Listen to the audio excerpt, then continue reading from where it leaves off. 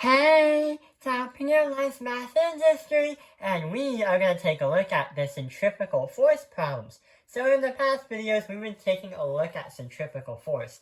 The periods, the times and seconds, the radius, the acceleration, the distance, all that. And what we're going to do is solve a problem now.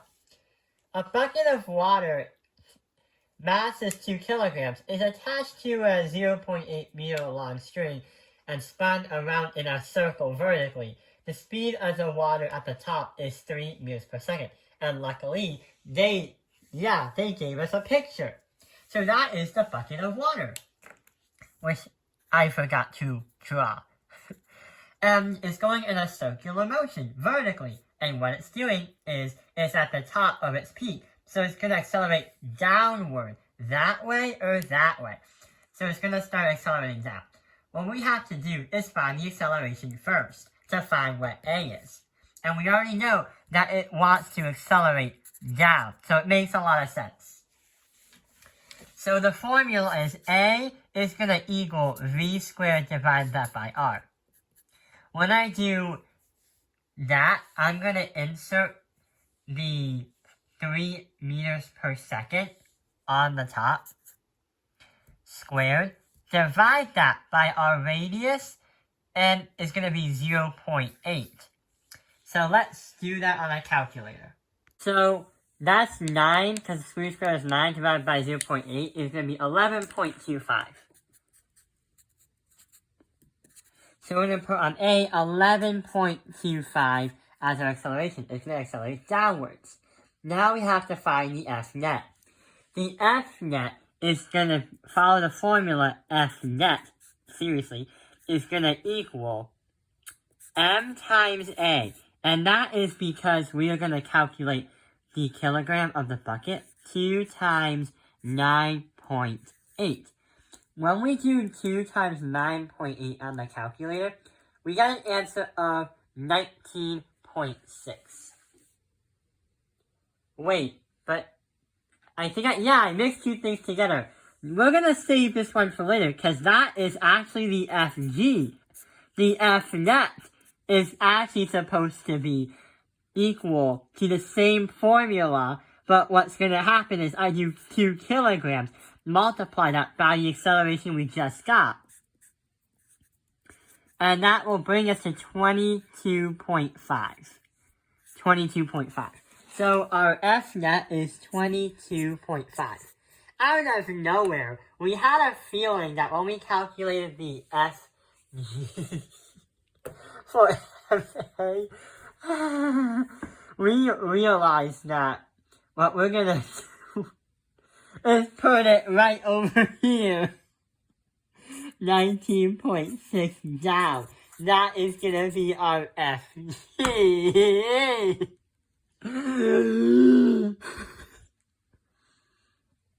And this is gonna say down because that is the bucket of water. It's gonna go down. Also, F tension. We need to find the F tension. Well, if we know that FC is equal to F net, because FC centrifugal force is technically an F net of all the forces acting together, it's also going to be equal to Ft plus the Fg. So we have to do 22.5, then we have to have that equal to 19.6, and then we have to plus that by our Ft, which we don't know what. When we do that, here is going to be our answer.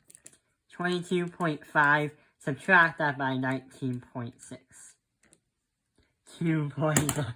So the tension force on the string, on that bucket of water, is going to be 2.9. Hey, there's a sock. But the next problem right here is, let's finish this.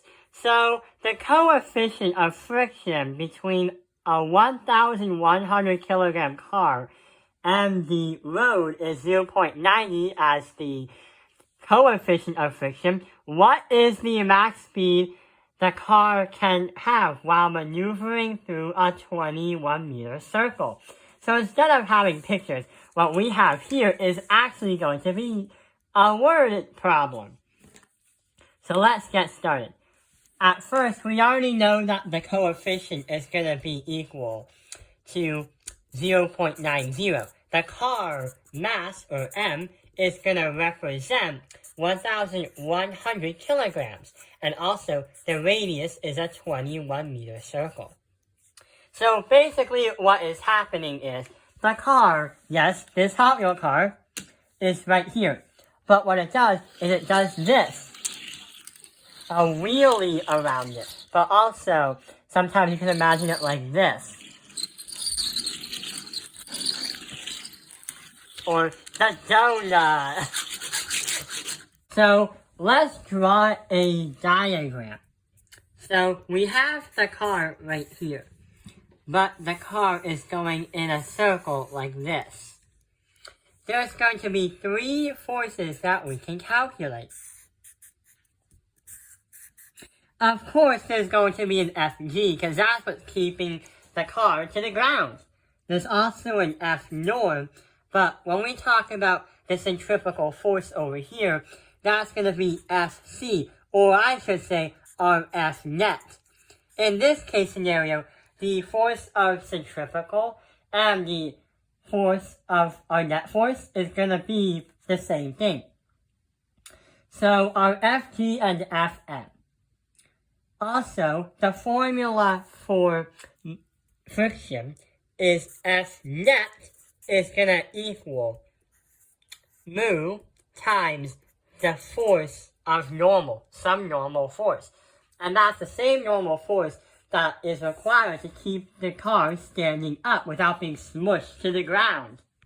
The formula for centripetal force is Fc is going to equal mass times velocity squared. Divide that by r. And what we can do is we have all the parts.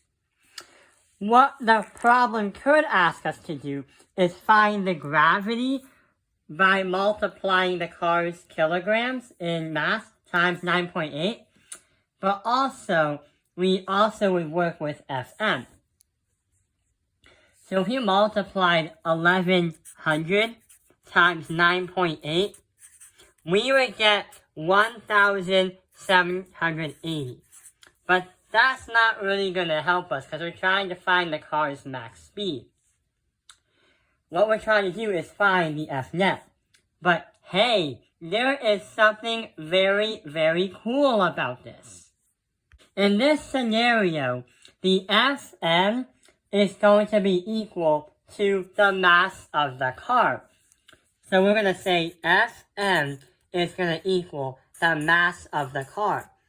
So if we try to use the formula, F net is going to equal mu times F norm, it's going to make a lot of sense because our F net is the same thing as saying Fc. But the problem is gravity is still applied. So here's what's going to happen. If we know that Fn and m cancel each other out, then here's what's going to happen. Here's the formula for mu, and that is going to be by mg multiplied by g by m. This right here is going to be the result of the formula for Fm in friction. But since we multiply, or should I say, since it's equal to the mass of the car, and since we also have proven that F net is also equal to the Fc centripetal force, then we have to do m times our v squared, divide that by r. But what we could do is try to simplify it to its furthest down. We have two m's on both sides. We can cross them out because they both cancel out each other. So what's happening is our mu times g is going to equal our v squared, divide that by r.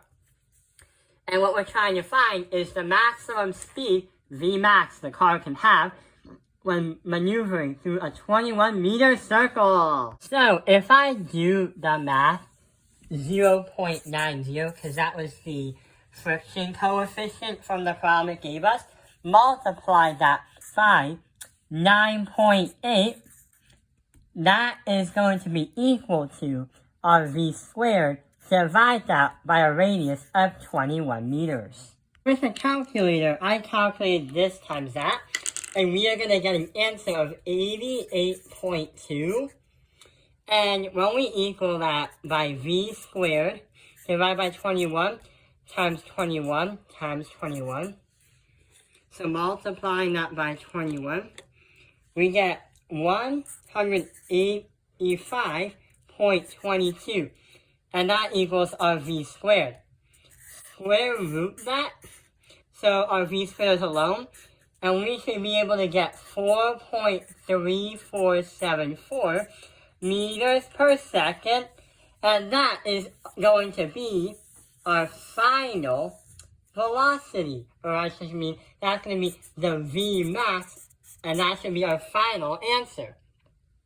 So that explains the video on how we can do these kind of problems. I hope this video has helped you understand the problems with the diagrams, but also centrifugal force being applied. Thank you for watching Top Pinion Line's Math Industry. Like and subscribe.